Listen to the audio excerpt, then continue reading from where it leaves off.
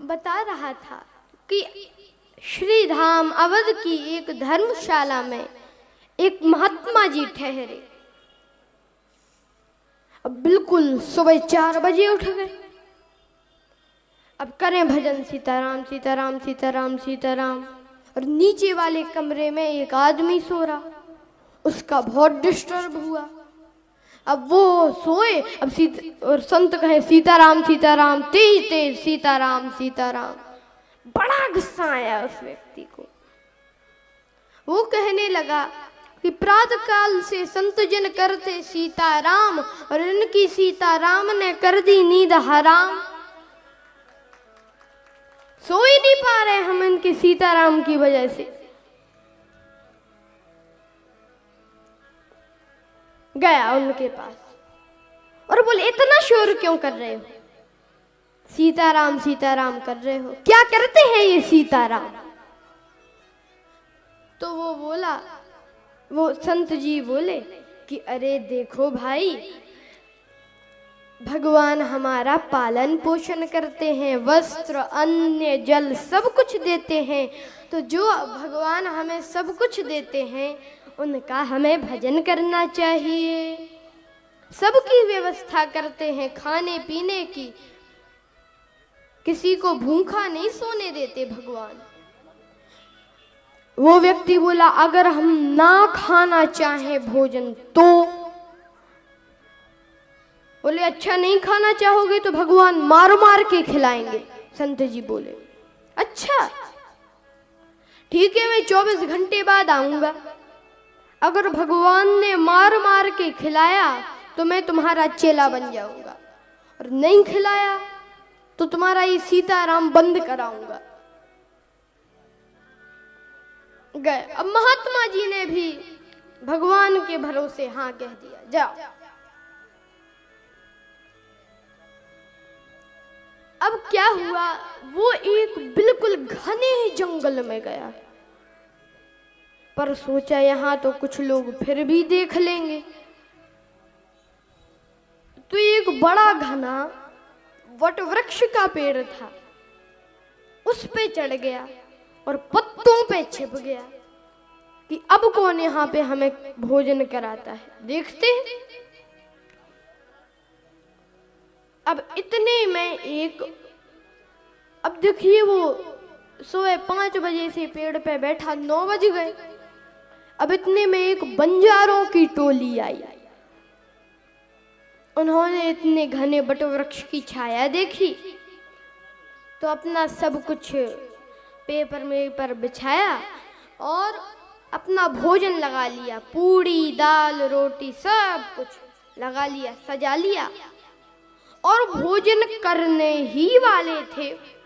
इतने में हल्ला मचा कि डाकू आ गए, डाकू आ गए, डाकू आ गए। अब उन सब ने जो खा पाया तो खा पाया, अपनी जान बचाकर भागे। अब सबसे आगे डाकुओं का सरदार, पीछे उनके साथी। अब इस आदमी की सांस फूली, सोचा महात्मा की बात कुछ ठीक लग रही है, पर हमें यहाँ पे देखेगा कौन। अब एक ने कहा सरदार से कि देखिए सरदार, हम लोग इतनी देर से भूखे हैं और कोई अभी अभी भोजन सजा के रख गया है। डाकुओं का सरदार बोला खबरदार, कोई भोजन मत करना, कोई भी मत करना। ऐसा भी तो हो सकता है कि किसी को हमारे आने का पता चल गया हो और उसने इस भोजन में जहर मिला दिया हो, हम खाएं और मर जाएं। तो एक ने कहा जहर मिलाने वाला इतने बड़े जंगल में कहां से आया? तब डाकुओं के सरदार ने कहा ढूंढो, यहीं कहीं होगा, छिपा होगा। अब सब लोग ढूंढे। एक ने कहा अगर मुझे मिल जाए तो मैं गोली मार दूं उसको। और जो उसने सुना, अब ये कांपा, और कांपा तो पत्ते नीचे गिरे। तो एक ने कहा, हाँ मिल गया सरदार, मिल गया, वो इसी ने जहर मिलाया होगा, गोली मार दो उसको। तो वो बोला, गोली मत मारो, सुनी बोली सभी तो भरी, गोली मत मारो सुनी बोली सभी तो भरी, आकर तुम्हारा सब हुक्म बजाऊंगा। डाकुओं का सरदार बोला, पहले नीचे उतर। बोला, जहां भी चलोगे सामान ले चलूंगा संग, जितना बन सकेगा वजन सिर पे उठाऊंगा। डाकुओं का सरदार बोला, सेवा बाद में करना, पहले नीचे उतर। उतरा नीचे। डाकुओं का सरदार बोला कि रोटी खा। तो वो बोला कि नीचे उतारा, बात कह लो तुम खोटी खरी, पर कसम तुम्हारी मैं रोटी नहीं खाऊंगा, रोटी नहीं खाऊंगा। तो डाकुओं का सरदार बड़ा नाराज हुआ। होकर नाराज तब दस्यु सरदार बोला, आज तुझे रोटी मार मार के खिलाऊंगा, खा। और 2 बैत लगाए इसमें। अब पिटता क्या नहीं करता, खानी पड़ी रोटी। अब डाकुओं के सरदार ने देखा कि अरे ये तो मरा ही नहीं। तो वो व्यक्ति बोला, मैं पूरी बात बताता हूँ। पूरी बात बताई कि मैंने कहा था देखते हैं भगवान कैसे मार मार के खिलाते हैं, और उन्हें खिला भी दिया मार मार के मुझे। और जो ये सुना डाकुओं के सरदार ने, उसका तो दिल बदल गया, वो भगवान का भक्त हो गया। ये पूज्य राजेश्वरानंद जी महाराज का सुंदर भाव है। तो वह व्यक्ति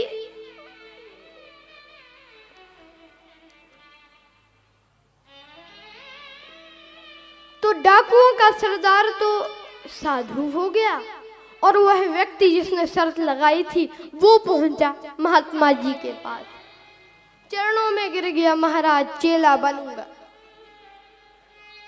क्या हुआ, बताई पूरी बात कि भगवान चाहे तो मार मार के खिलाते हैं। दीक्षा ली उन साधु से, और वे बड़े ही बहुत बड़े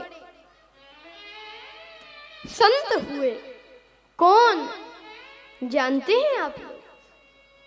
उनका नाम हुआ श्री मलूकदास जी।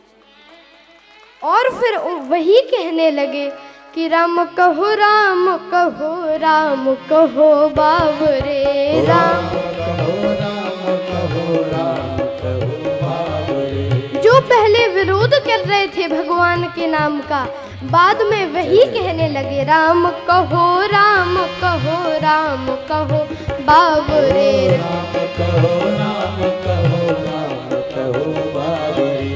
आओ शरणा चूक प्यारे भलो पाओ दावरे, आओ शरणा चूक प्यारे भलो पाओ दावरे। जिन तो खो तन दीनो तिन को ना भजन कीनो, जिन तो खो तन दीनो तिन को ना भजन कीनो, जिन तो खो तन दीनो तिन को ना भजन कीनो, जिन तो खो तन दीनो तिन को ना भजन कीनो।